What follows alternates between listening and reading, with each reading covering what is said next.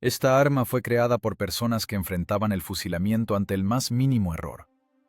Los ingenieros tuvieron que desafiar todas las leyes de la física y el sentido común para meter dentro de una torreta estrecha un monstruo de artillería capaz de arrancar la propia torreta al disparar. Los primeros pilotos de prueba eran verdaderos suicidas. Sabían que el freno de boca podía no aguantar, y entonces la metralla no volaría hacia el enemigo, sino directo a los ojos del conductor mecánico. ¿Por qué los diseñadores soviéticos asumieron este riesgo demencial? ¿Por qué el cargador en este tanque trabajaba en condiciones cercanas a una cámara de tortura, mientras los ases alemanes, que ayer se creían inmortales, comenzaban a abandonar sus tigres reales completamente intactos y a huir del campo de batalla? Descubran la historia de la creación del tanque que convertía a las tripulaciones enemigas en carne molida, incluso sin perforar el blindaje, y vean cómo un solo disparo puso punto final a la guerra de tecnologías. Julio de 1943. El arco de Kursk. El aire sobre el campo cerca de Prokhorovka no huele a pólvora. Huele a carne asada, diésel quemado y pintura evaporada. El horizonte está cubierto de un humo negro y grasiento. No son solo máquinas las que arden. Se consume la ilusión de la paridad técnica. En la mira del artillero del T-34 hay una mancha gris borrosa. Distancia, 1,5 kilómetros. El tigre alemán permanece inmóvil, como un monumento a su propia invulnerabilidad. La tripulación soviética hace lo que prescribe el reglamento, avanza para acortar distancia. Conocen la mecánica de su propia muerte, pero una orden es una orden. 76 milímetros. Este calibre fue una sentencia para los tanques alemanes en el 41. Hoy, en el verano del 43, es simplemente un golpe en una puerta cerrada. ¡Perforante!, ronca el comandante por el laringófono. ¡Apunta bajo la torreta! ¡Al anillo! El artillero gira el volante. El sudor inunda sus ojos, corroe los párpados. Las manos tiemblan no de miedo, sino de una tensión salvaje. El tanque salta en los baches, no hay estabilizadores. Disparo. El chasquido del cierre se ahoga en el estruendo. La vaina cae al suelo, sonando como una lata vacía. Adelante, donde está la máquina alemana, brilla una chispa. Rebote. El proyectil de 6 kilogramos rebota en el acero Krupp de 100 milímetros como un guisante contra una pared. El tigre ni se inmuta. Su torreta gira lentamente, con el zumbido del motor eléctrico, hacia el tanque soviético. Los alemanes no tienen prisa. No necesitan maniobrar.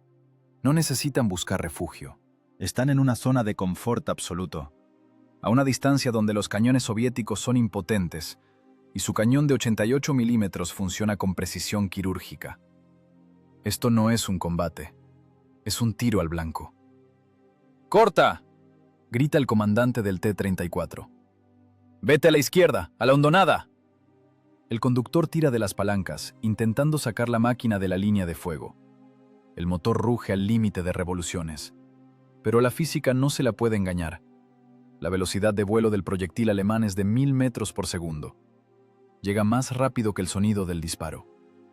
Impacto. No es un trueno, es el sonido de una columna vertebral rompiéndose. El proyectil perfora el blindaje frontal del T-34, convirtiendo el interior del tanque en una trituradora de fragmentos al rojo vivo. La energía cinética del golpe es tal que arranca la caja de cambios de sus soportes. Los tanques de combustible, ubicados en el compartimiento de combate, detonan al instante. La tripulación no tiene tiempo de gritar. Dentro de la caja de acero, la temperatura salta a 1000 grados en una fracción de segundo. La grasa, la piel y el uniforme se funden con el metal. 1 minuto después, la escotilla se abre. De la torreta cae lo que hace poco era el cargador.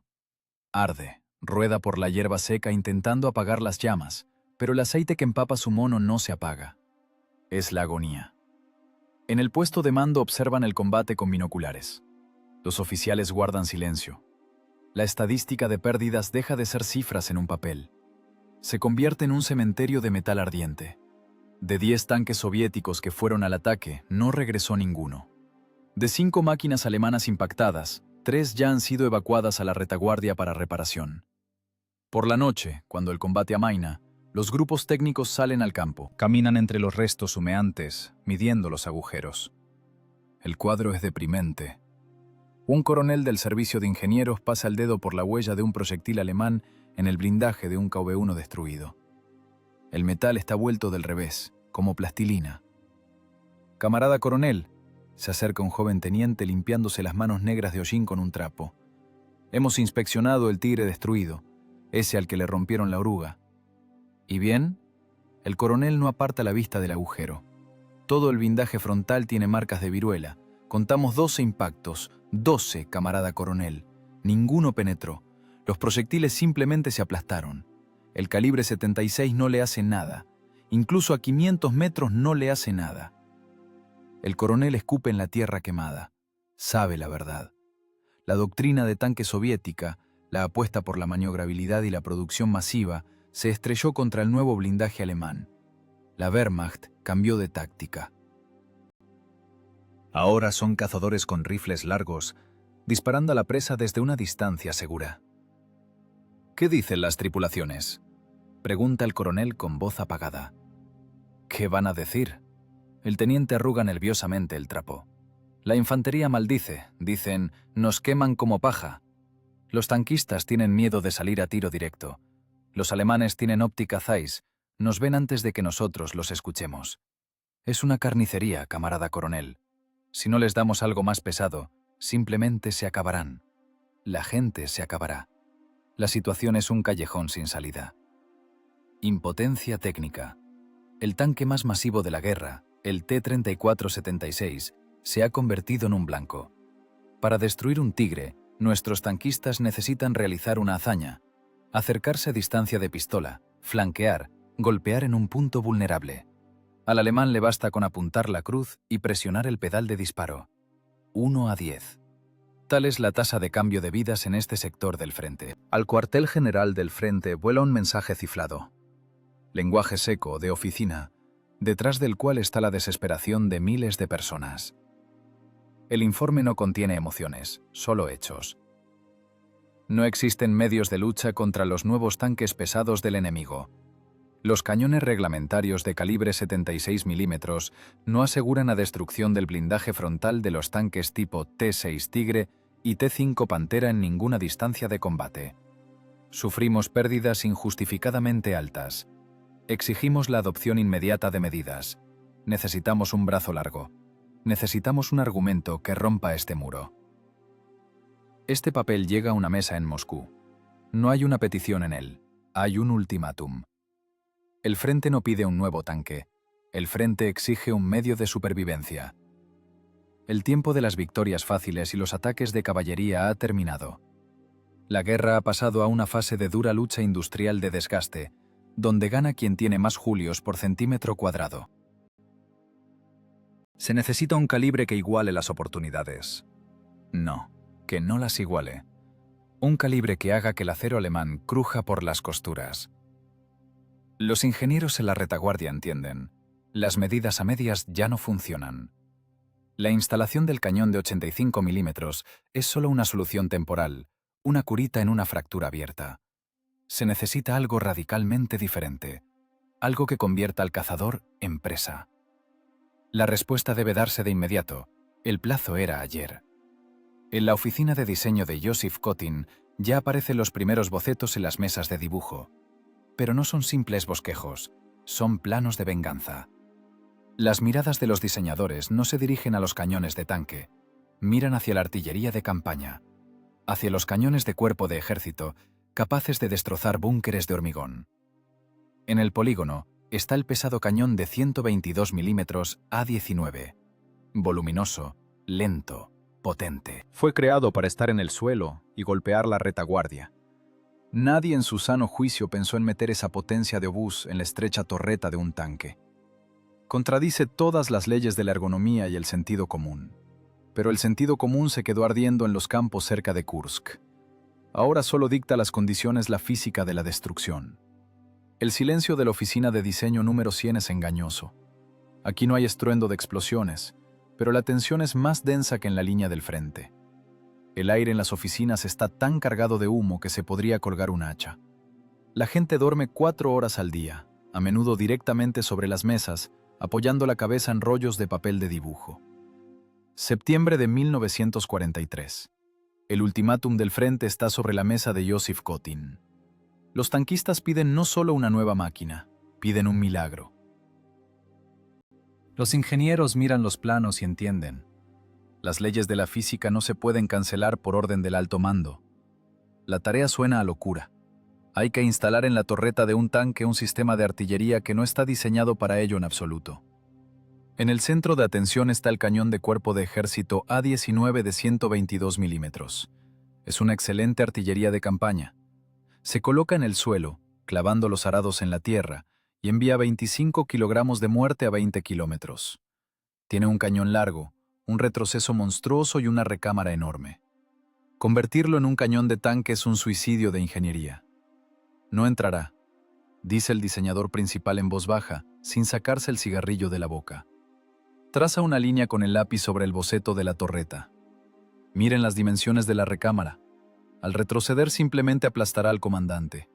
O arrancará la pared trasera de la torreta. Es un calibre de obús, Joseph Yakovlevich. Su lugar está en el campo, no en un tanque. Kotin guarda silencio. Conoce todos los argumentos en contra. Primero, el peso. El cañón es tan pesado que el centro de gravedad se desplaza críticamente hacia adelante. El tanque cabeceará en cada bache. Segundo, la cadencia de fuego. El A-19 tiene un cierre de tornillo. Para abrirlo y cerrarlo se necesita tiempo. Además, es de carga separada. El proyectil por un lado, la vaina con la carga por otro. En la estrecha torreta, entre humo y estruendo, el cargador tendrá que hacer malabares con pesos como si fueran pesas de gimnasio. Esto reduce la cadencia de tiro a 2 o 3 disparos por minuto. El Pantera alemán tiene 6 u 8. Tercero, la munición. Los proyectiles de tal calibre ocupan un espacio catastrófico. En el tanque cabrán como mucho 3 docenas de disparos. No tenemos elección. La voz de Kotin suena seca, como el crujido de una mina de lápiz rompiéndose. El cañón de 85 milímetros es bueno, pero es una medida a medias. El de 100 milímetros aún está verde, no hay proyectiles en serie para él. Pero el calibre 122 está en los almacenes, y lo principal, tiene energía cinética. La discusión pasa al plano de las matemáticas crueles. Los ingenieros entienden. La cadencia de fuego es importante en un duelo de iguales. Pero este no será un duelo de iguales. El concepto cambia. Si no podemos disparar tan a menudo como los alemanes, debemos golpear de tal manera que no sea necesario un segundo disparo. Un proyectil, un tanque destruido. Es la filosofía del verdugo, no del esgrimista. El equipo de Fyodor Petrov se encarga de recortar el cañón de campaña. Es cirugía sobre metal vivo. Hay que reducir la longitud del retroceso, de lo contrario la recámara matará realmente a la tripulación. Hay que rediseñar la cuna del cañón. Hay que idear cómo equilibrar esa gigantesca barra de hierro que sobresale de la torreta. Estamos cortando en vivo, refunfuña el tecnólogo, mirando los nuevos puntos de anclaje. Habrá que mover los muñones, el equilibrio se va al diablo. Habrá que poner mecanismos de equilibrio de resorte potentísimos. Esto complica el diseño. Si el resorte se rompe en combate, el artillero simplemente no podrá levantar el cañón. Entonces háganlo de modo que no se rompa, corta el diseñador jefe. Y resuelvan el asunto del cierre. Un cierre de tornillo para un tanque es una condena. Necesitamos un semiautomático de cuña. Pero no hay tiempo para desarrollar un nuevo cierre de cuña. Hay que llegar a un compromiso que roza el crimen. Las primeras series saldrán con el viejo cierre de pistón. Esto significa que el cargador maldecirá a los diseñadores, desenroscando y enroscando manualmente el cierre después de cada disparo, perdiendo segundos preciosos. Pero es el precio que habrá que pagar por la potencia. El trabajo sigue las 24 horas. Los planos bajan a los talleres todavía húmedos de tinta china. Los torneros y fresadores mecanizan piezas para un cañón que aún no tiene nombre, pero ya tiene el índice de guión 25-T. La letra T es por tanque. Esa letra es una mentira. El cañón sigue siendo una bestia a la que han metido a la fuerza en la jaula de un cuerpo blindado. El problema principal es el freno de boca. Al disparar con tal calibre surge una energía de retroceso monstruosa. Si no se amortigua, arrancará el cañón de raíz de la torreta, romperá el anillo de la torreta y el propio tanque será lanzado hacia atrás, rompiendo la transmisión. El freno de boca estándar del cañón de campaña no sirve. Levanta una enorme nube de polvo, cegando al artillero y delatando la posición. Se necesita un nuevo freno, informa el experto en balística. Tiene los ojos rojos por el insomnio. En forma de T, de tipo activo. Debe amortiguar hasta el 40% de la energía de retroceso. De lo contrario, la torreta se atascará después del primer disparo. «Dibújenlo», ordena Kotin. Pero recuerden, si revientan las pruebas, la metralla volará hacia las ranuras de visión del conductor mecánico. No puede haber errores. Era jugárselo todo a una carta, un riesgo de ingeniería por el cual en tiempos de guerra se podía ir a un tribunal militar como saboteador. Al instalar un calibre de bus en un tanque de ruptura, los diseñadores violaban todos los cánones de la construcción de tanques. Estaban creando un monstruo, con recarga lenta, poca munición y una torreta estrecha. Pero este monstruo tenía una ventaja absoluta. Llevaba en su recámara 270 kilovatios de energía en la boca del cañón. Nadie pensaba en la comodidad de la tripulación. La ergonomía fue sacrificada en el altar de la eficiencia. Al cargador en el IS-2 le esperaba trabajar en condiciones cercanas a una cámara de tortura. A la izquierda, la recámara caliente. A la derecha, la pared de la torreta. Bajo los pies, vainas. Y en las manos, un proyectil de 25 kilogramos que hay que colocar con cuidado en las estrías del cañón. Luego empujar la vaina, cerrar el cierre, comprobar el contacto. «Esto no es un tanque», dijo alguien de la comisión de recepción, mirando la maqueta de madera del compartimiento de combate. «Es una cureña autopropulsada. No hay dónde darse la vuelta». «No hace falta darse la vuelta», respondió el representante de la oficina de diseño. «Hay que cargar y disparar. Los alemanes tienen mucho espacio en sus Tigres, pero eso no les ayudará cuando les lleguen 122 milímetros en la frente. La decisión final está tomada. La fábrica recibe la orden de preparar el equipamiento. Los hornos metalúrgicos comienzan a fundir acero para los nuevos cañones.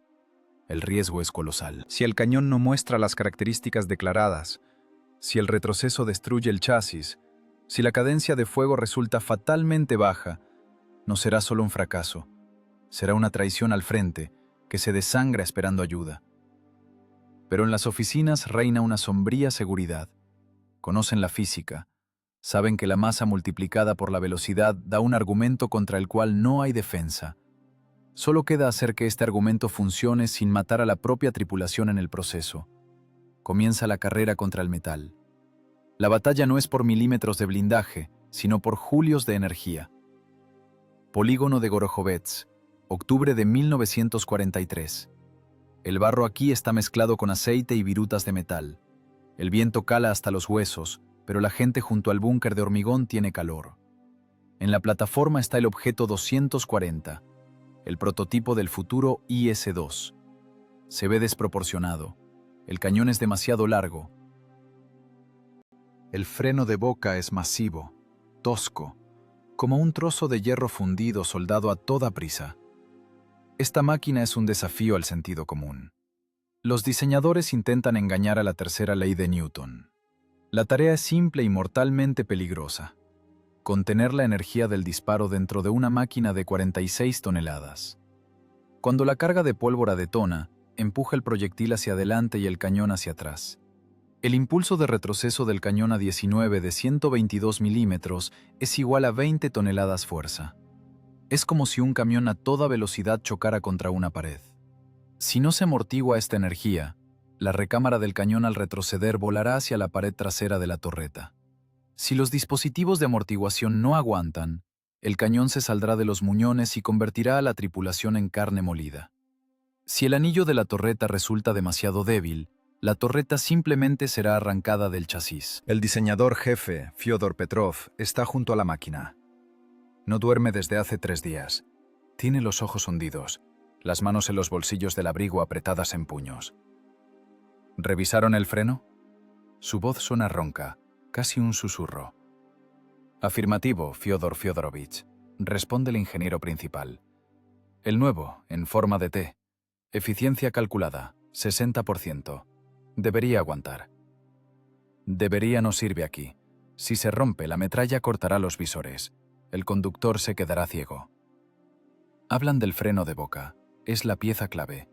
Precisamente esa pieza metálica en el extremo del cañón debe recibir el golpe de los gases al rojo vivo y desviarlos hacia los lados, creando un empuje hacia adelante que compense el retroceso. La primera versión del freno reventó en las pruebas como una bolsa de papel. Ahora está instalada la segunda versión. El tipo alemán, de 2 cámaras, resultó demasiado complejo. Tuvieron que inventar uno propio. La tripulación de prueba ocupa sus lugares. No son tanquistas del frente, son suicidas de fábrica. Gente cuyo trabajo es probar la técnica hasta el límite. El conductor mecánico cierra la pesada escotilla. Dentro del tanque está oscuro y huele a hierro húmedo. La estrechez es increíble. La parte trasera del cañón D-25T ocupa casi todo el espacio del compartimiento de combate.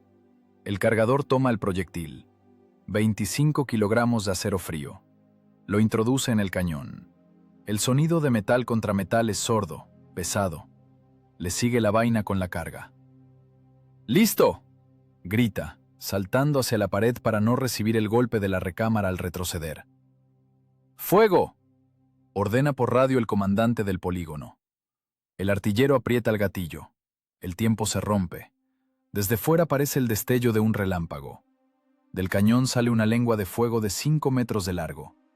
Pero lo más importante no ocurre adelante, sino a los lados.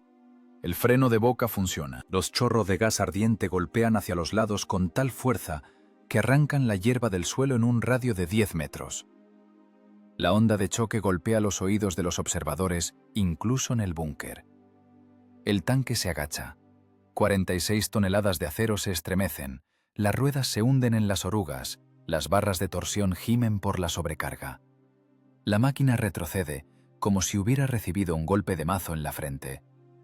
Dentro de la torreta, en ese momento, ocurre un infierno. La recámara vuela hacia atrás a una velocidad monstruosa, deteniéndose a solo unos centímetros de la protección. La hidráulica de los dispositivos de amortiguación sisea, absorbiendo megajulios de energía. El aire se llena instantáneamente de un humo de pólvora acre.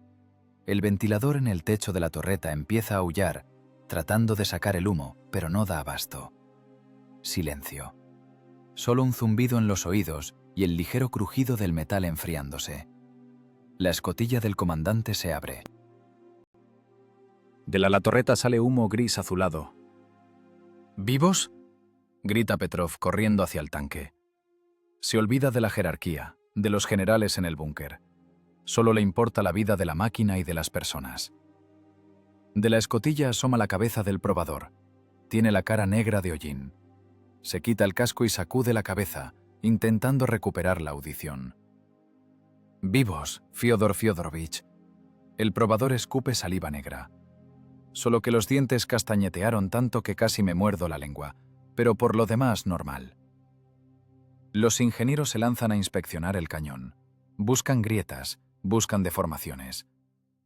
«El anillo está entero», informa el técnico, alumbrando con una linterna la ranura entre la torreta y el chasis. «No hay holguras, la rotación es normal». ¿El freno? En su sitio. Ni siquiera se quemó la pintura, solo se ahumó. El freno de boca aguantó. Redirigió la energía de la explosión, obligándola a trabajar para la estructura y no contra ella. La doma de la física se había logrado. La potencia de obús, capaz de destruir edificios, ahora estaba encerrada en el volumen de una torreta de tanque y obedecía a la voluntad del hombre. «¡Carga el segundo!», ordena Petrov. Ahora no hay temblor en su voz, solo metal duro. «¡Ritmo! Practicar la extracción de la vaina». Segundo disparo. Tercero. Décimo. El polígono se convierte en una fragua de truenos. El tanque está envuelto en humo. Dentro, la tripulación trabaja como un solo mecanismo, aunque cada movimiento cuesta esfuerzo. La carga separada es una condena. Proyectil, vaina, empuje, disparo, extracción, ventilación. Y otra vez. Proyectil, vaina. Después de una serie de 20 disparos, la tripulación cae sobre la hierba. Les tiemblan las manos. Es difícil respirar. Los pulmones están llenos de gases de pólvora. Al artillero le sangra la nariz, resultado del barotrauma por los cambios de presión. Hay que reforzar la ventilación. Ronca, limpiándose la cara con la manga. Nos asfixiaremos al diablo después del quinto proyectil. Arden los ojos, no se ve la mira. La reforzaremos, asiente el diseñador. Hace una nota en su libreta. Instalar ventilador de extracción adicional en la parte trasera de la torreta. Pero son detalles menores. Lo principal es que el cañón no destrozó el tanque. La integración del monstruo de artillería en el chasis de orugas fue un éxito. Ahora no es solo el objeto 240, es un depredador al que le han salido dientes. Al tanque se acerca un general de la comisión. Pasa la mano por el cañón aún caliente. El metal vibra como si estuviera vivo. Bueno, constructores, dice el general sin mirar a la gente. A la física la vencieron, el retroceso es normal. Pero el hierro no dispara, disparan las personas, y pelean con miedo. Se vuelve hacia Petrov. Mañana pruebas estatales, dispararemos a un objetivo real, veremos qué hace su argumento con el blindaje alemán. La física está bien, pero necesito resultados. Necesito un agujero en un tigre. El polígono se sumerge en el crepúsculo. El tanque enfriándose chasquea con su metal. Mañana no tendrá simplemente que disparar al vacío. Mañana deberá probar su derecho a existir, matando a uno de su especie. Kubinka. Polígono del Instituto de Investigación Científica de Vehículos Blindados.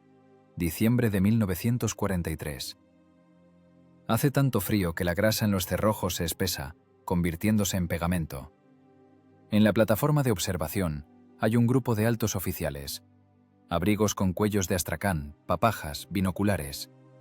Entre ellos está el mariscal Kliment Voroshilov. La atmósfera es pesada, desconfiada. Los generales recuerdan el verano. Recuerdan los informes de cómo el calibre 85 rebotaba en el blindaje frontal de los nuevos felinos alemanes.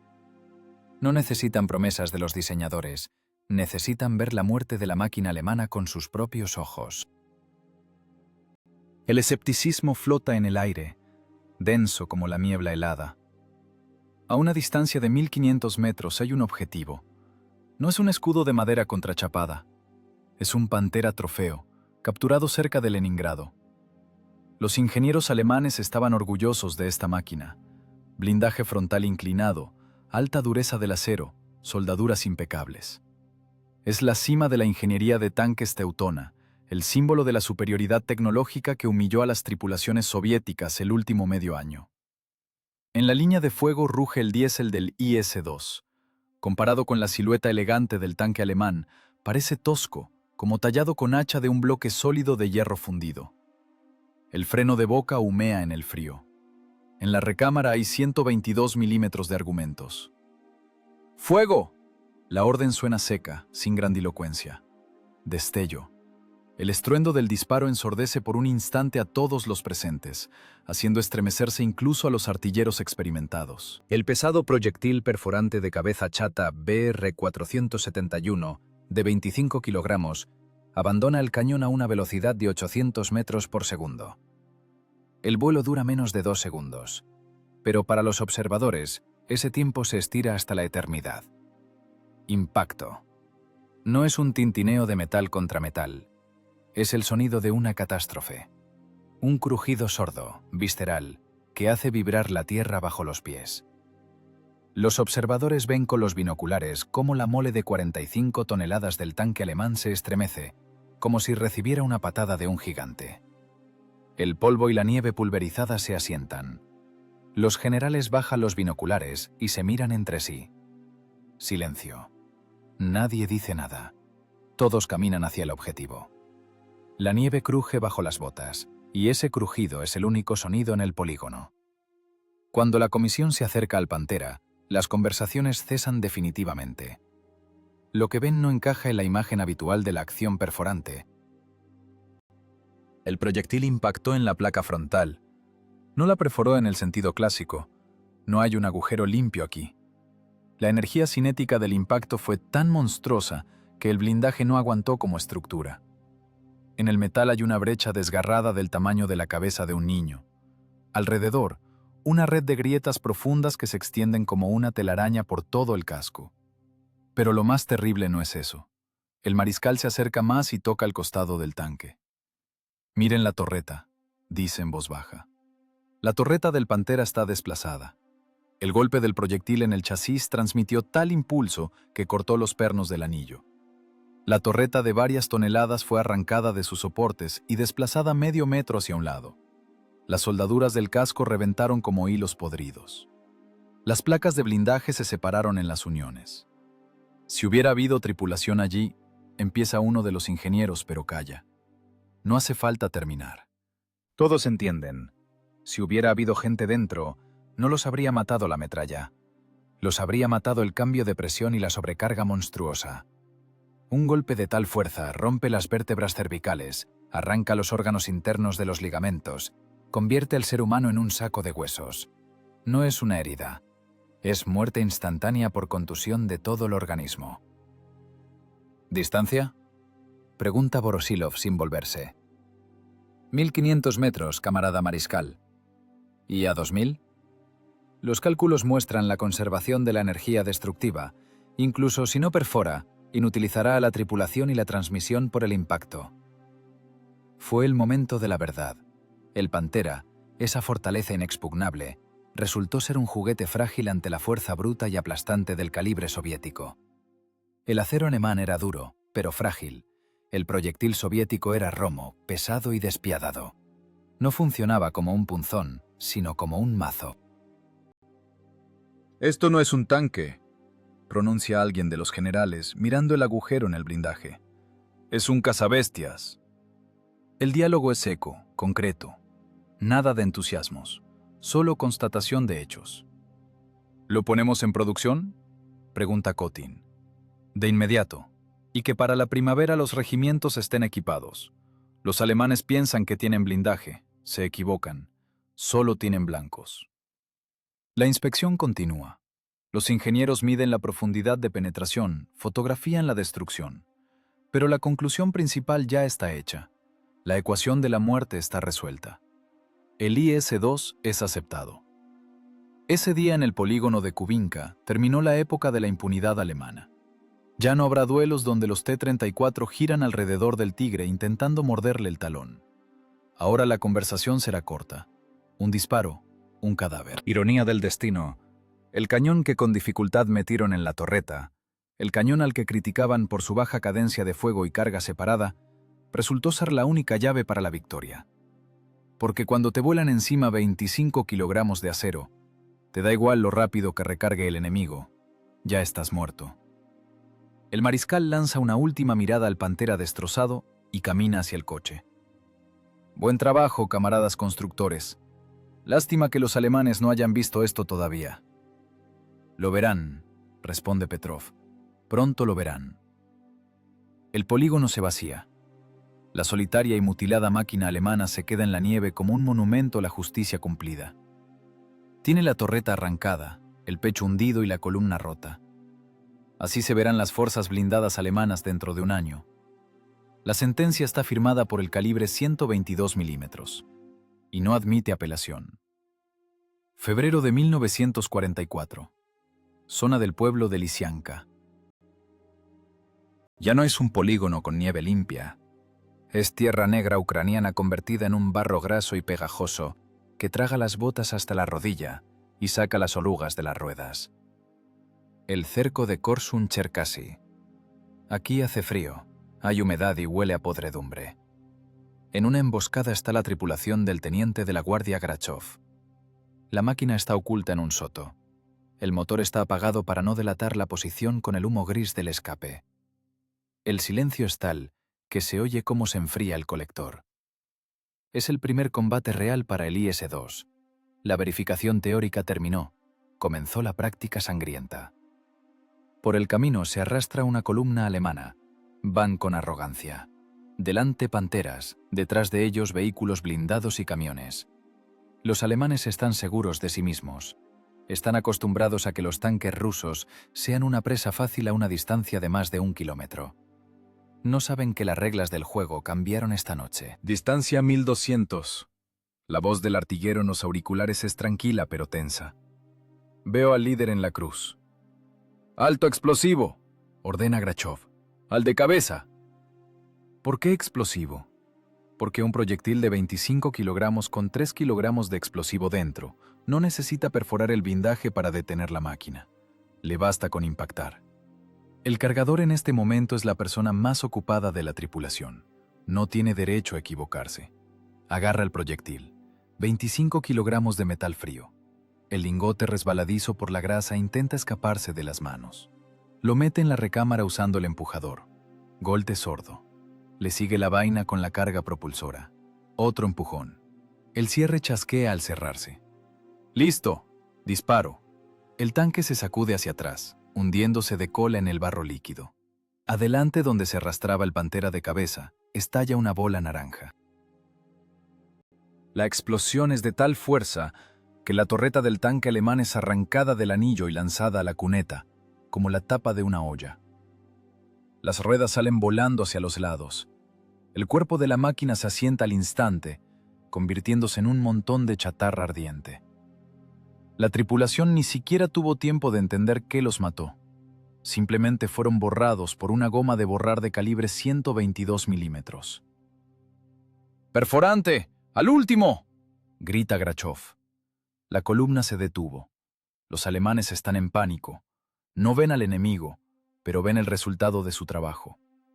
Gritos, rugido de motores, intentos de dar la vuelta en el estrecho corredor del camino. Pero el barro no perdona errores. Los pesados felinos alemanes patinan, enterrándose en la tierra negra. Están en una trampa. Dentro del IS-2 comienza un atletismo infernal. El cargador trabaja como un robot al que se le han fundido los fusibles del miedo. Tirón, proyectil en el cañón. Tirón, vaina en el cañón. Golpe con la mano a la cuña del cierre. ¡Listo! Los segundos se estiran. El humo del disparo no alcanza a ventilarse. El ventilador zumba al límite, pero los ojos igual lloran por el humo de la pólvora. Segundo disparo. El proyectil perforante BR-471B encuentra su objetivo. Impacta en la frente de un Pantera que intentaba girar el cañón. El golpe cinético es monstruoso. El proyectil rompe la parte superior frontal, atraviesa todo el compartimiento de combate, revienta el motor y sale por la parte trasera. El tanque se estremece y se queda quieto. De las escotillas no salta nadie. La onda de choque dentro del volumen cerrado convirtió las entrañas de la tripulación en gelatina. Esto no es un combate, es una paliza. 9 minutos. Exactamente eso dura este episodio. En 9 minutos, la tripulación de Grachov hace 6 disparos. 6 disparos, 5 tanques y cañones autopropulsados destruidos. Los alemanes abren fuego de respuesta. Proyectiles de 75 y 88 milímetros golpean el blindaje frontal del IS-2. El zumbido es tal como si estuvieras dentro de una campana a la que golpean con un mazo. ¡Comandante, rebote!, informa el mecánico. ¡Otro rebote! El blindaje aguanta. La parte frontal superior enderezada, las gruesas láminas de la torreta fundida, todo funciona. Los proyectiles alemanes dejan solo surcos profundos y marcas, pero no pasan adentro. La tripulación siente los golpes, pero la máquina sigue viva. La sensación de indefensión que perseguía a los tanquistas desde el año 41 desaparece. En su lugar llega una seguridad fría y malvada. Somos más duros. El cargador cae sobre la caja de municiones. Le tiemblan las manos tanto que no puede desabrocharse el cuello de la guerrera. El sudor cae a chorros, mezclándose con el hollín en la cara. En esos 9 minutos ha movido 150 kilos de hierro. En la estrechez, en el humo, bajo fuego. Es una carga física extrema. Pero sonríe, con maldad, mostrando los dientes blancos en la cara negra. ¿Qué pasa, Fritz?, ronca. ¿No les gusta el calibre? ¿Demasiado pesado? Grachov mira por el periscopio. En el camino se consumen los vehículos. El humo negro sube hacia el cielo gris. El hedor a goma quemada y carne penetra incluso a través del blindaje. La infantería alemana ha huido a los bosques. Los tigres y panteras, esos reyes del campo de batalla, ahora son simples montones de metal oxidándose. El mito de la invulnerabilidad de los blindados alemanes yace en el barro cerca de Ogliadov, hecho pedazos. Este combate mostró lo principal. El IS-2 no es simplemente un tanque de ruptura, es una herramienta de dominación. Sí, es lento. Sí, la cadencia de fuego es de 2 disparos por minuto contra 6 del alemán. Pero eso no importa, porque el primer impacto es suficiente. El alemán puede acertar 3 veces y no perforar. El IS acierta una vez y pone el punto final. Los oficiales del Estado Mayor, que llegaron más tarde al lugar del combate, caminaban entre las máquinas alemanas quemadas en silencio. Veían las torretas arrancadas, veían los cascos partidos. Un ingeniero coronel, que inspeccionaba un Ferdinand al que le habían desplazado la casamata medio metro, dijo solo una frase: «Contra una barreta no hay defensa». La noticia del nuevo tanque ruso voló por las trincheras alemanas más rápido que las órdenes del alto mando. Las interceptaciones de radio están llenas de pánico. «Atención, en el sector hay tanques pesados, calibre 122. El blindaje no aguanta. No entrar en ataques frontales». Los cazadores se convirtieron en presa. El miedo cambió de polaridad. Ahora, al escuchar el pesado y grave zumbido del diésel V2, las tripulaciones alemanas rezaban para que el artillero ruso fallara, porque ya no tendrían una segunda oportunidad. Primavera de 1944. El frente rueda hacia el oeste, dejando atrás tierra arada y restos ardientes de maquinaria. Pero los cambios principales no ocurren en los mapas del Estado Mayor, sino en las cabezas. En el éter de radio de la Wehrmacht se instala un nuevo sonido. No son interferencias, es la vibración del miedo. Antes los tanquistas alemanes eran la élite. Los tigres y panteras les permitían sentirse dueños de la vida y la muerte.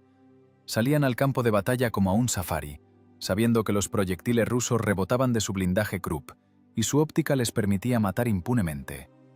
Ahora el safari terminó. En el bosque apareció una bestia más grande. Por las unidades alemanas corre un rumor. Los soldados lo transmiten en susurros, como una enfermedad contagiosa. Los rusos han sacado un monstruo. Lo llaman de diferentes maneras, pero el sentido es siempre el mismo. Es una muerte de la que no se puede uno proteger. A los cuarteles de las divisiones de tanques de las SS llega una circular secreta. El documento es seco, impreso en mal papel, pero su contenido es el reconocimiento oficial de la derrota técnica. El inspector general de las tropas blindadas, Heinz Guderian, se ve obligado a firmar la sentencia de su propia doctrina. El texto de la instrucción es categórico. Se prohíbe entrar en duelos frontales abiertos con tanques pesados tipo US. Combatir solo desde emboscadas, a cortas distancias y solo a los flancos y retaguardia. Esta ya no es la táctica de los ganadores, es la táctica de la supervivencia.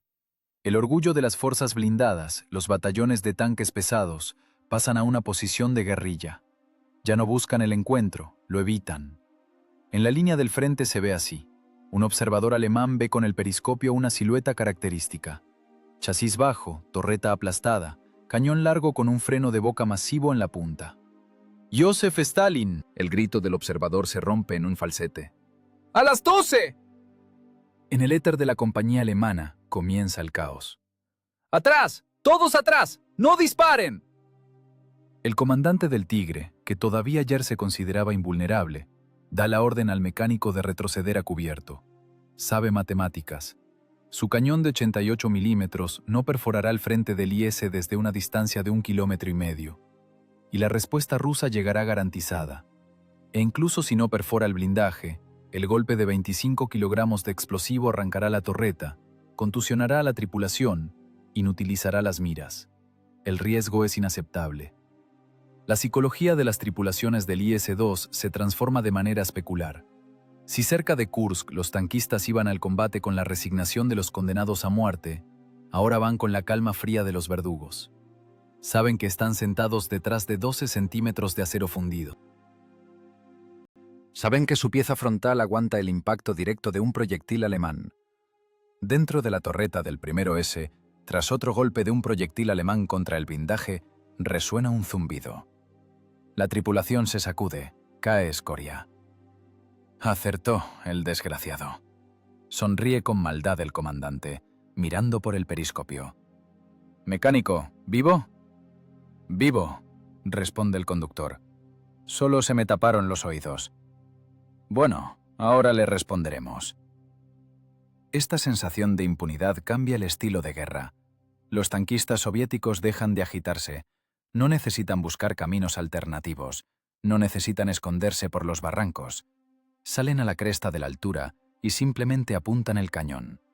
Este gesto, el giro de la torreta hacia el enemigo, ahora provoca en los alemanes un terror pánico, porque la boca del cañón de 25 te parece un túnel negro al infierno. Los prisioneros alemanes en los interrogatorios cuentan lo mismo. Dejamos de creer en el blindaje, dice un teniente primero de tropas blindadas, fumando nerviosamente tabaco barato trofeo.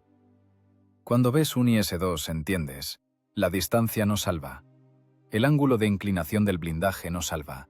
Nada salva. Solo rezamos por una cosa, que su artillero falle. O que se le atasque el cierre. El miedo al calibre 122 milímetros se vuelve irracional. El sonido del disparo del IS-2 es imposible de confundir con nada. Es un golpe sordo y retumbante, que hace vibrar la caja torácica incluso a 1 kilómetro de distancia. El proyectil vuela con un aullido característico, que recuerda al ruido de un tren de metro acercándose. Los alemanes llaman a este sonido el aliento de Stalin. En uno de los combates en la cabeza de puente de Sandomierz, un grupo de tigres reales, los monstruos alemanes más nuevos y superpesados, cayó en una emboscada de los IS. Los alemanes estaban seguros de su nuevo blindaje grueso. Pero el primer disparo del tanque soviético le voló la torreta a la máquina líder. El resto de las tripulaciones alemanas simplemente abandonó tanques completamente funcionales y huyó. Los nervios fallaron. El hierro habría aguantado un par de impactos más, pero la voluntad humana se rompió al instante. La visión del buque insignia destruido paralizó la voluntad de resistencia. Fue una capitulación del espíritu. La máquina de guerra alemana, construida sobre la disciplina y la fe en la superioridad técnica, comenzó a desmoronarse.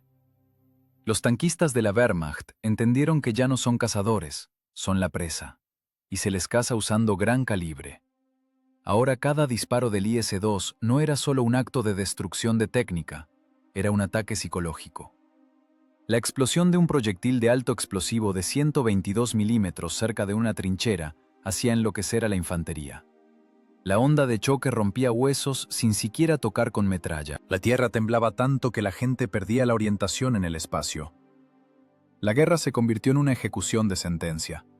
La tripulación soviética actuaba como juez, y el largo cañón como dedo acusador. «Veo el objetivo. Corta. Disparo». Y silencio. Porque allí donde cayó el proyectil, ya no hay nadie que pueda tener miedo. Los alemanes empezaron a escribir en cartas a casa. Aquí en el este se abrieron las puertas del infierno. Los tanques rusos ya no arden. Vienen y nos rompen como fósforos. No tenemos defensa contra este martillo. El equilibrio de fuerzas no solo se inclinó, se derrumbó aplastando consigo el mito de la invencibilidad del arma alemana. El IS-2 se convirtió en la encarnación material de la inevitabilidad del castigo. Pesado, tosco, oliendo a diésel y pólvora, dictaba sus condiciones en el campo de batalla. Y la condición era una: ríndete o muere. Europa, invierno de 1945. El espacio operativo de las estepas rusas quedó atrás. La guerra cambió de escenario. Ahora no es un duelo en horizontes donde se ve a kilómetros. Ahora es una pelea de ratas en laberintos de piedra. Polonia, Prusia Oriental, los suburbios de Berlín. Las viejas ciudades con calles estrechas, gruesos muros de ladrillo y sótanos profundos se convirtieron en fortalezas de múltiples capas. Aquí, en la estrechez de la edificación urbana, los tigres y panteras perdieron su ventaja en óptica. Las distancias se redujeron a 100, 50, a veces 20 metros. Pero también para los tanques soviéticos era estrecho aquí. El largo cañón del IS-2 estorbaba para girar en los callejones. Enganchaba esquinas de edificios, postes de luz, escaparates. Parecía que el tanque pesado no tenía lugar aquí, que era un elefante en una cristalería. Pero la táctica dictó nuevas condiciones. El IS-2 dejó de ser un puro destructor de tanques. Regresó a los orígenes de su naturaleza de artillería. Se convirtió en un arma de asalto, un martillo de hormigón. El asalto de Poznan, febrero del 45. La fortaleza ciudadela son metros de hormigón y acero incrustados en la tierra. La infantería alemana está sentada en búnkeres, en los sótanos de mansiones de piedra convertidas en puntos fuertes. Nidos de ametralladora en cada ventana, lanzacohetes tras cada esquina. La infantería soviética se tumba bajo una lluvia de plomo. Es imposible levantar la cabeza.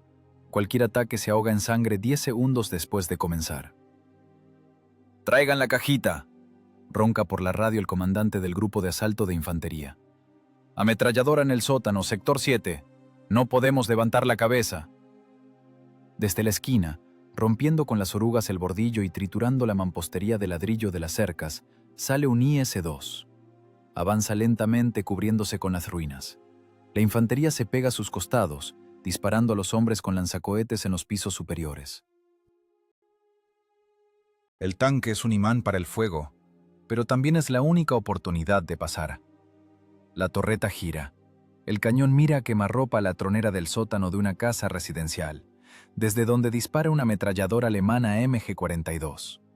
Dentro del tanque la tripulación trabaja con otro esquema.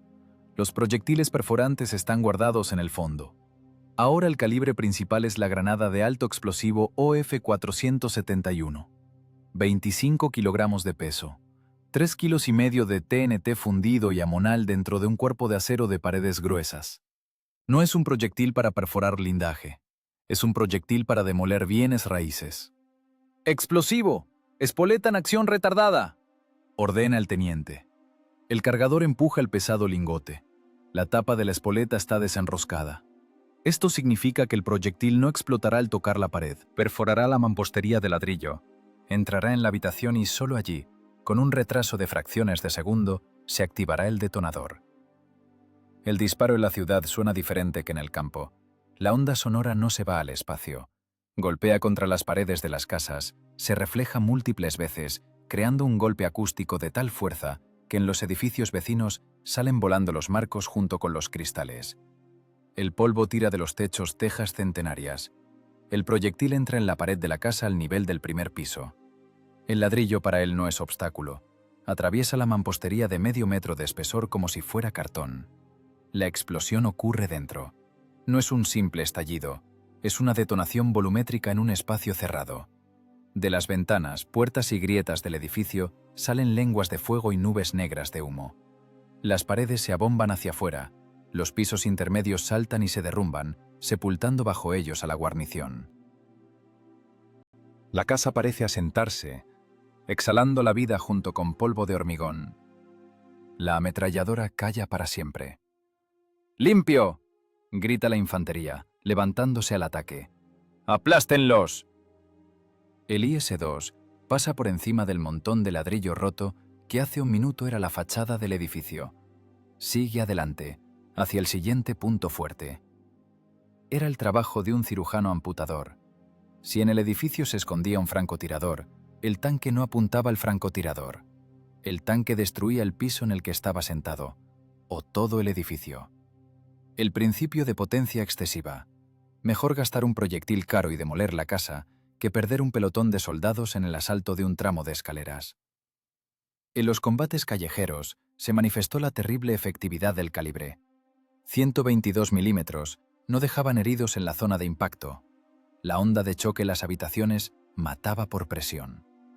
Los alemanes que encontraban en tales ruinas a menudo no tenían daños visibles, simplemente estaban sentados muertos, con sangre en los oídos y la nariz. Los órganos internos estaban destrozados por la vibración del aire.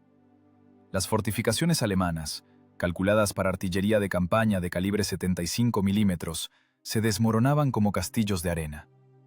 En Varsovia y Poznan, los IS-2 rompían la defensa metódicamente, manzana por manzana. ¿Ves el búnker en el cruce? Veo la cúpula de hormigón. Quítala. Un disparo con proyectil perforante a un búnker de hormigón actuaba como un mazo contra una nuez. La energía cinética de 270 kilovatios partía el hormigón, arrancaba las cúpulas blindadas, causaba contusión a la guarnición incluso sin perforación. Pero más a menudo disparaban explosivos. 2 o 3 impactos y el búnker se convertía en un cráter lleno de varillas y escombros. La logística de la guerra en la ciudad era monstruosa. La munición del tanque es de solo 28 disparos. Eso es insignificantemente poco para un combate intenso. Los tanques se retiraban constantemente a recargar. «¡Vacío!», informaba el comandante. «¡Nos retiramos!». El tanque retrocedía tras la esquina. Hacia él corrían los portadores de proyectiles.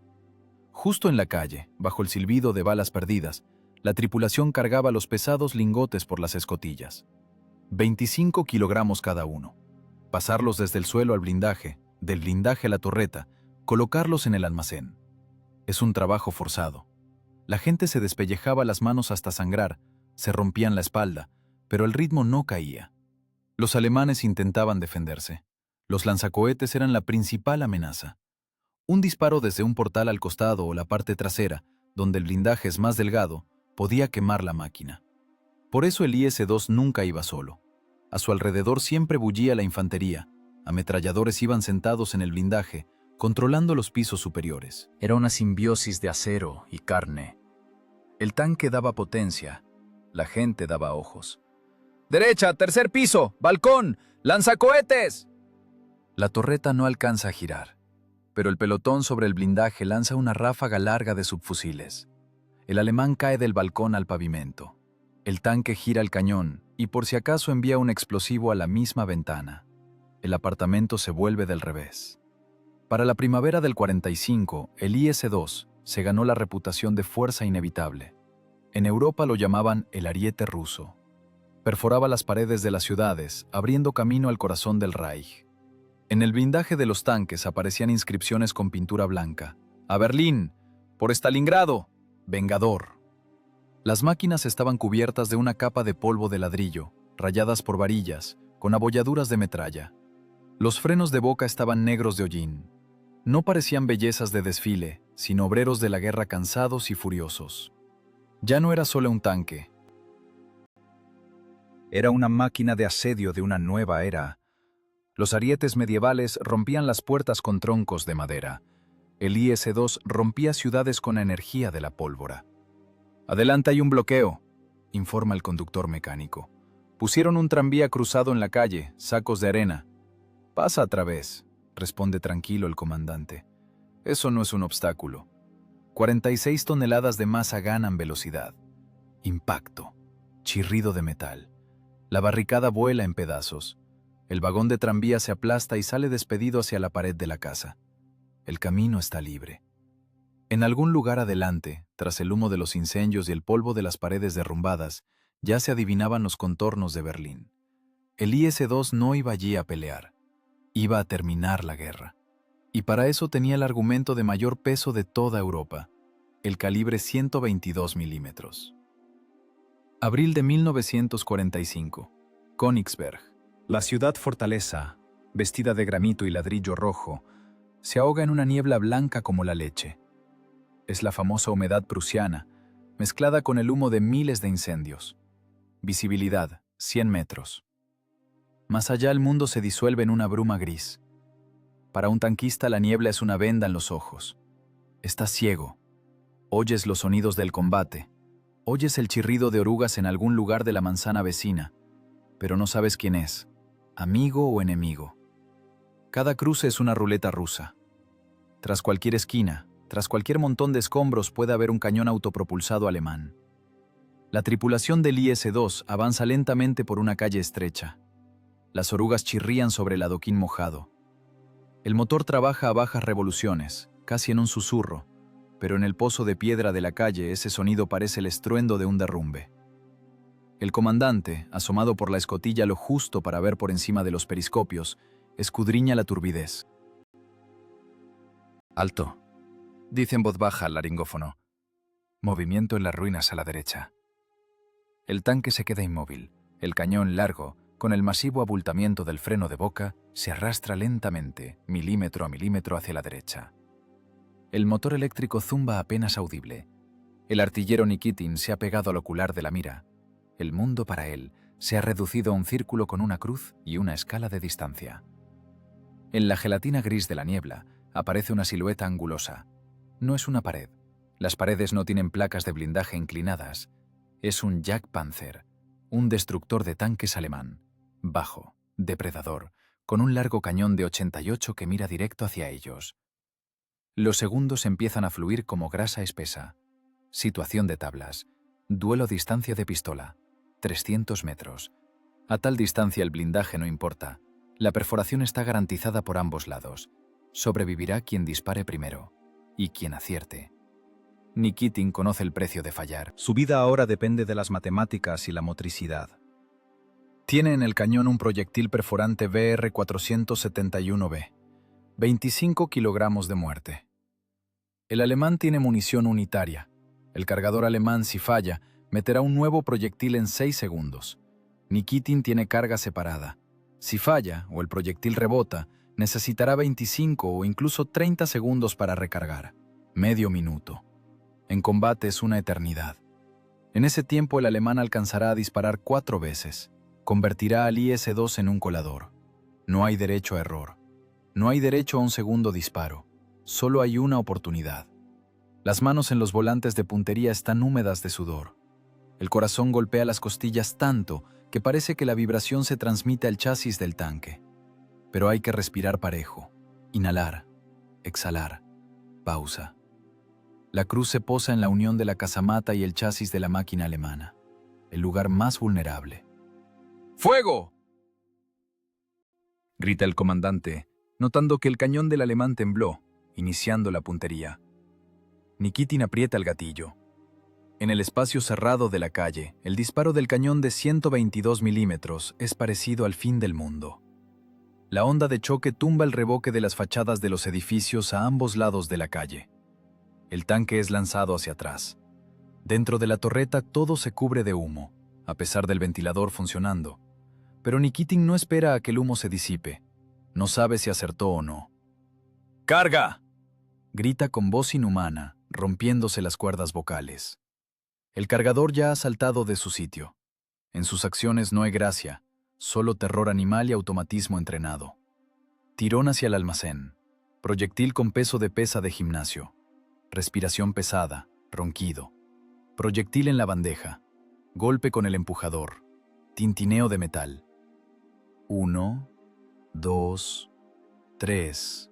Cuenta para sí el comandante. Los segundos se estiran dolorosamente lentos. Parece que el tiempo se detuvo. ¿Dónde está el disparo de respuesta? Si el alemán está vivo, ya debería haber disparado. Vaina, ronca el cargador. Agarra la vaina de latón con la carga de pólvora.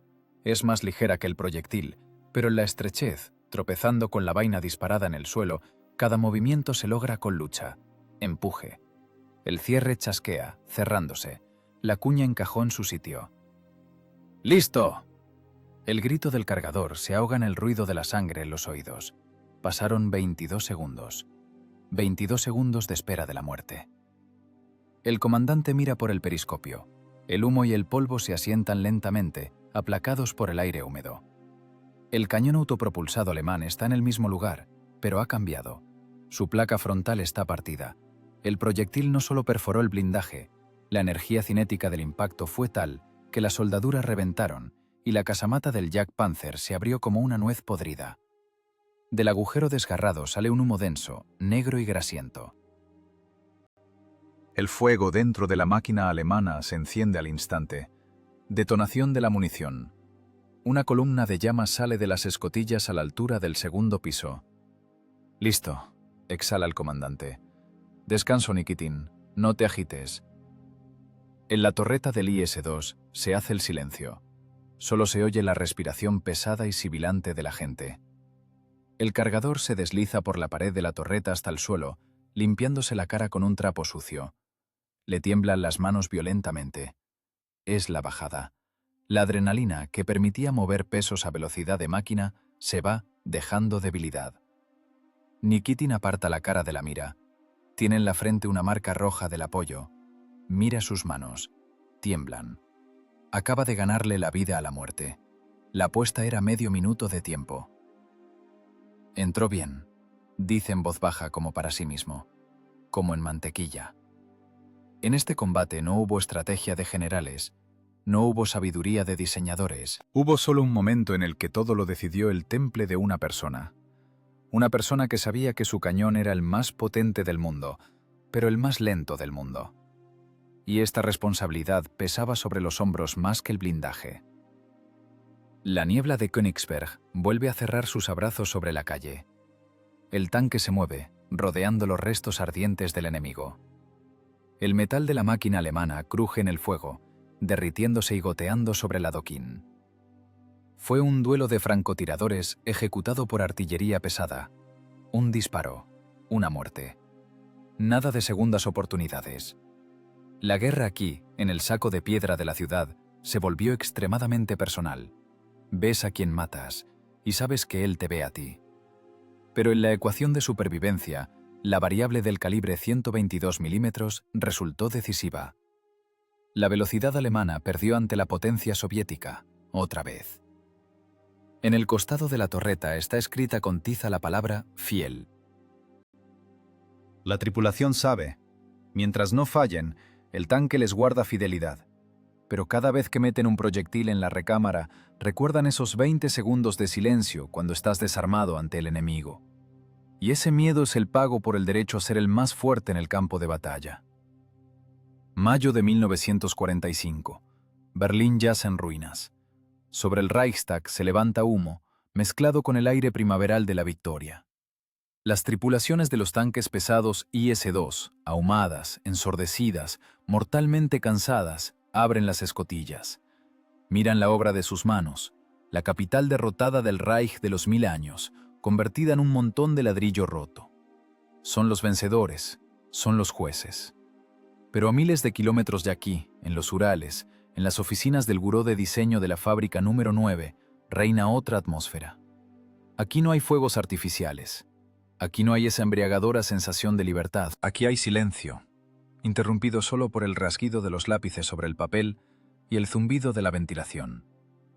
El diseñador jefe, Fyodor Fyodorovich Petrov, está junto a la ventana. Mira el gris patio de la fábrica, donde cargan en plataformas otra partida de cañones. Sabe que su cañón de 25 te acaba de poner el punto final en la guerra más terrible de la humanidad. Sabe que su creación, el argumento de 122 milímetros, rompió la columna vertebral de la máquina militar nazi. Pero no siente triunfo, siente solo un cansancio monstruoso, de plomo. Y un frío que no tiene relación con el clima. Es el frío que vive en la columna vertebral de cada diseñador jefe soviético. El frío del miedo. La victoria en el frente fue forjada por gente que caminaba por el filo de la navaja en la retaguardia. La historia de la creación del IS-2 no es solo la historia del genio de la ingeniería, es la historia de la supervivencia bajo el cañón de la pistola del sistema. En el año 1943, cuando se decidía la cuestión de crear un nuevo cañón, la apuesta era mayor que la vida. Era una apuesta al destino. Petrov recuerda aquel día en el polígono cuando reventó el primer freno de boca. Entonces, hace 1 año y medio, esa ruptura de metal pudo convertirse en la ruptura de su vida. En la comisión había gente con uniformes con ribetes azules. Para ellos un fallo técnico no es motivo para mejorar. Es motivo para el artículo 58. Sabotaje, boicot, incumplimiento del pedido de defensa. Fyodor Fyodorovich, la voz del supervisor de los órganos era baja, insinuante, pero por eso aún más terrible. Entiende que el frente arde. Entiende que cada día de retraso son cientos de nuestros tanquistas quemados. Si su cañón no funciona en 1 semana, consideraremos que trabaja para los alemanes. No era un chantaje, era la constatación de un hecho. Muchos colegas de Petrov, ingenieros geniales, ya no estaban sentados en las oficinas. Trabajaban en las sharashkas, oficinas de diseño carcelarias tras alambre de púas. Creaban las armas de la victoria siendo prisioneros sin derechos, convictos cuyos nombres fueron borrados de la historia, reemplazados por números de campo. Tupolev, Korolev, Petliakov, la lista de sombras era larga. Petrov sabía, él era el siguiente. Si el cañón no soportaba la presión, si el retroceso destruía la torreta, si el proyectil no perforaba el blindaje, no tenía derecho al error de ingeniería. El error se equiparaba a traición a la patria. Precisamente ese miedo, ese terror pegajoso ante la todopoderosa máquina de represión, obligaba al cerebro a trabajar en modo forzado. La gente no dormía durante días no solo por patriotismo. Trabajaban para no desaparecer en los sótanos de la Lubianka. Cuando los diseñadores tomaron la decisión de poner un calibre de obús en un tanque, fue un acto de desesperación. pero fue también un acto de valentía civil. «Es una aventura», le decían. «Contradice las normas». «Al diablo con las normas», respondía Petrov, mirando con ojos inflamados el plano del cierre. «Si no hacemos esto, nos fusilarán, y harán bien, porque de lo contrario los alemanes vendrán aquí». Ahora, en mayo del 45, cuando los tanques avanzan por Unter den Linden, nadie recuerda las noches sin dormir en Sverdlovsk. Nadie ve las canas de los ingenieros de 30 años. La gloria es para el blindaje y las tripulaciones. Los criadores permanecen en la sombra. El hierro resultó ser más fuerte que las personas.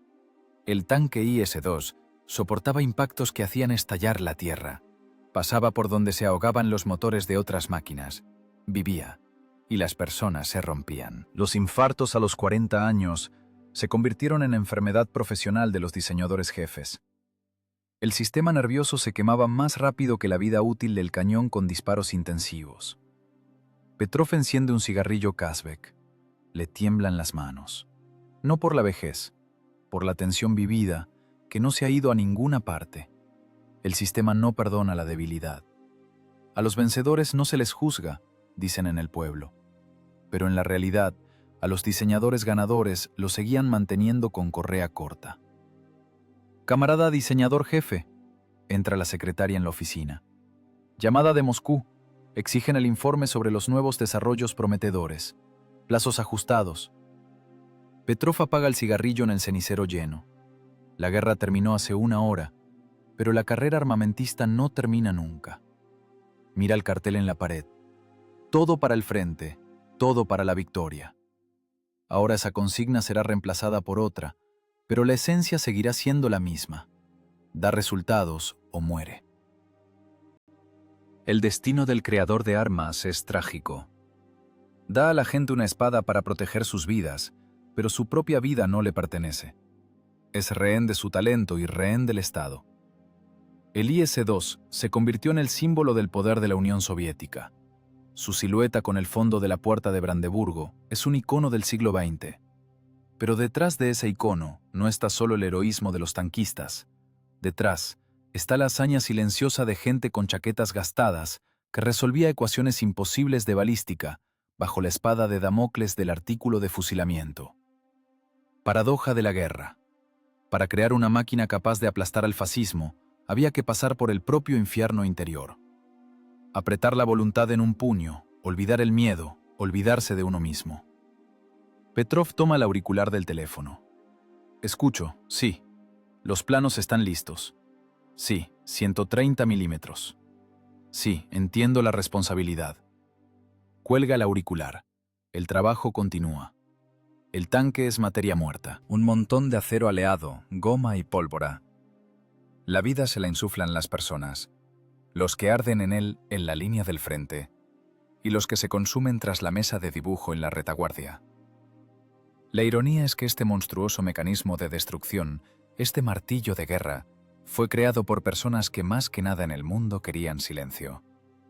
Pero para obtener silencio, tuvieron que crear la voz más fuerte de la época. El hierro es más fuerte que las personas. El acero del blindaje del IS-2 aguantará siglos, convirtiéndose en monumento sobre un pedestal. Las personas se irán los ingenieros, se irán los tanquistas, pero quedará su creación, una prueba tosca, poderosa e inevitable de que la voluntad humana es capaz de someter a la física incluso cuando la propia vida pende de un hilo. El precio del triunfo nunca se escribe en los libros de historia. Queda en las cicatrices en el corazón del diseñador, que mira los fuegos artificiales de la victoria con ojos secos y cansados, y piensa no en la gloria, sino en que el mecanismo funcionó, y que hoy no vendrán por él. Berlín, 2 de mayo de 1945. Plaza frente a la puerta de Brandeburgo. Aquí hay silencio.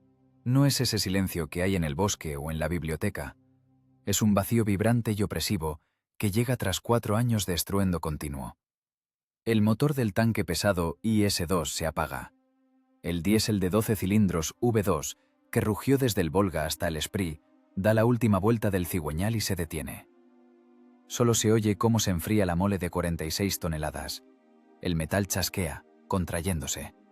El blindaje, al rojo vivo por el combate, entrega calor al frío aire primaveral. De la escotilla sale el comandante. No grita hurra, no lanza el casco al cielo. Simplemente se sienta en el borde de la torreta, colgando las piernas, y fuma. Su cara está gris por el polvo de ladrillo incrustado. Las manos negras de aceite. Mira las ruinas de la ciudad que todavía ayer era el centro del mal, y hoy se ha convertido en un montón de escombros de construcción. En este momento se esconde la principal paradoja de las armas. Ante nosotros hay un mecanismo perfecto de asesinato. El IS-2 no se creó para desfiles. Se creó para romper, quemar, perforar y destruir. Su cañón de 25T es un instrumento de violencia en estado puro. 25 kilogramos de explosivo y acero, volando a una velocidad de 800 metros por segundo, no traen nada más que muerte. Pero precisamente este mecanismo se convirtió en la máxima manifestación de humanismo en esta guerra. Miren a la infantería que pasa junto al tanque. Soldados cansados y sucios con guerreras descoloridas.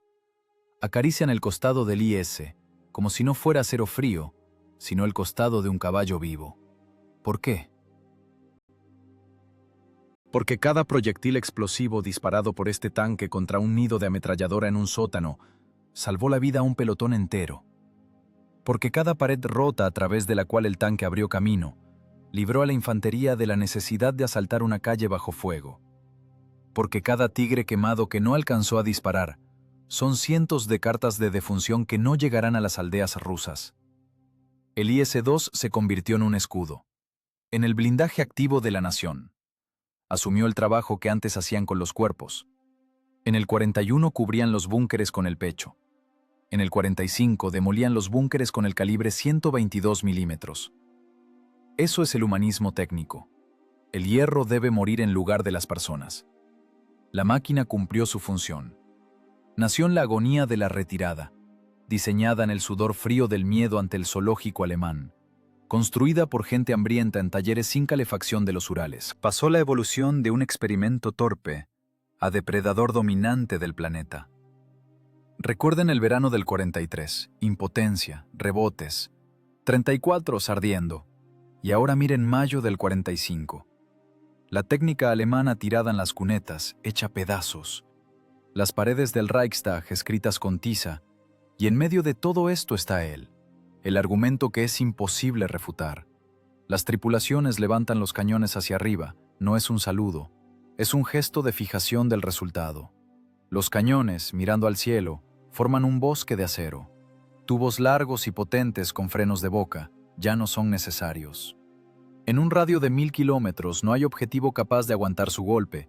El artillero se limpia las manos con un trapo, su trabajo ha terminado. Ya no necesita atrapar milisegundos entre los latidos del corazón para apretar el gatillo. Ya no necesita temer que el alemán cargue más rápido. La carrera de calibres terminó. No ganamos porque tuviéramos más tanques. Ganamos porque creamos el arma absoluta en el momento en que era una cuestión de supervivencia de la especie biológica. El tanque se enfría. Huele a diésel, humo de pólvora y reboque. Ese olor es el olor de la paz. La paz no la traen en bandeja de plata diplomáticos con guantes blancos. La paz se establece cuando al agresor se le arranca el arma de las manos junto con las manos.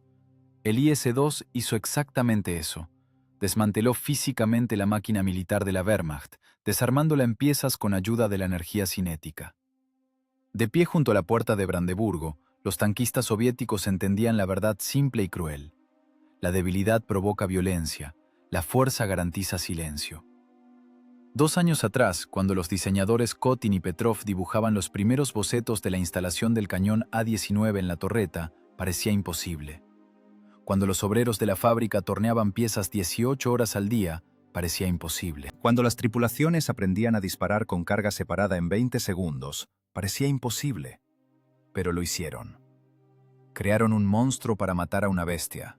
Y cuando la bestia exhaló su último aliento, el monstruo se detuvo, convirtiéndose en un monumento a la voluntad humana. La guerra ha terminado. El equilibrio está restaurado. La historia recordará este tanque no como una máquina hermosa. En él no hay elegancia. Es tosco, estrecho y pesado. La historia lo recordará como el martillo con el que clavaron el último clavo en la tapa del ataúd del fascismo. Cañón abajo, escotilla cerrada, silencio. Y en ese silencio se oye solo una cosa. Como 122 milímetros cambiaron para siempre este mundo. Porque ahora todos saben, tenemos respuesta. Y esa respuesta pesa 46 toneladas.